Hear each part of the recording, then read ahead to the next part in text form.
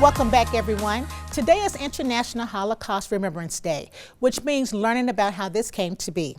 We find the answer from Belinda, Director and Education Coordinator at the Belz Museum of Asian and Judaic Art.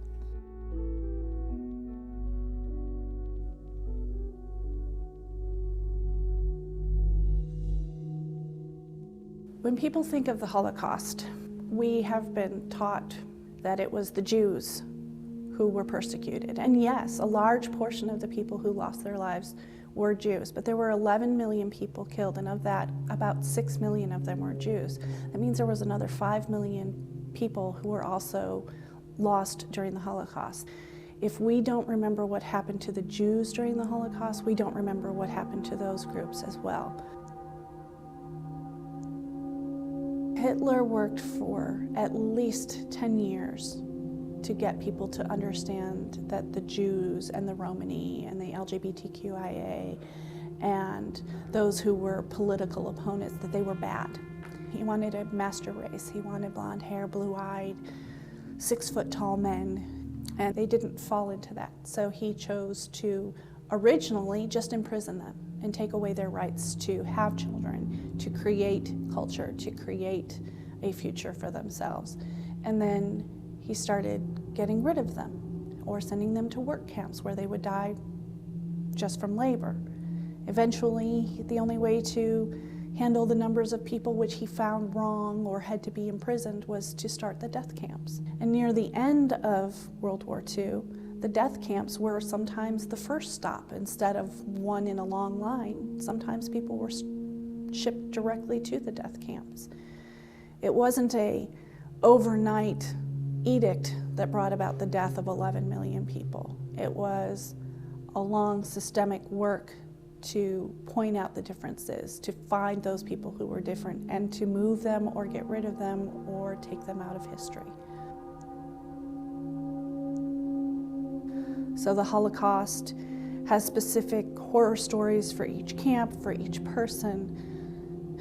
One such story is the children who put on a play for their Nazi oppressors, and within 24 hours of them having completed that play, they were either dead or suffering in a camp.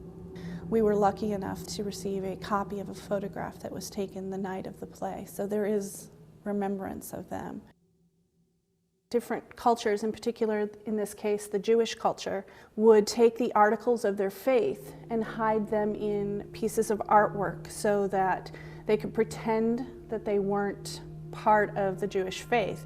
So this particular piece is made of gold and silver and has within it dreidels, menorahs, tzedakah boxes, omer counters, and scrolls of Esther. It can be brought together so that it looks like a single piece of artwork, or it can be opened up like this so you can get the articles of your faith and the items you need to participate in worship. There's a phrase that when good people stop caring, that's when bad things happen. And that's really how so much of what horrors of Holocaust came to be. People stopped looking at it and being horrified. They started being accepting of it or understanding of it. Following World War II, there was a time period where people were very, very careful and very aware of Nazism and its effects because they saw them firsthand and on the news and in papers. And as time has gone by, unfortunately, that memory is being lost with each new generation. So our education centers on the stories of the Jewish survivors because that's what I have available.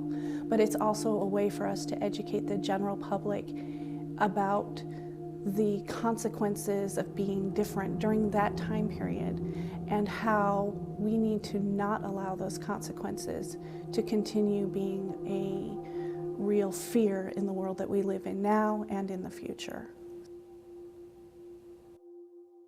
As we look at what it takes to move forward so this doesn't happen again, we'll talk about the impact these events have on our community when we return.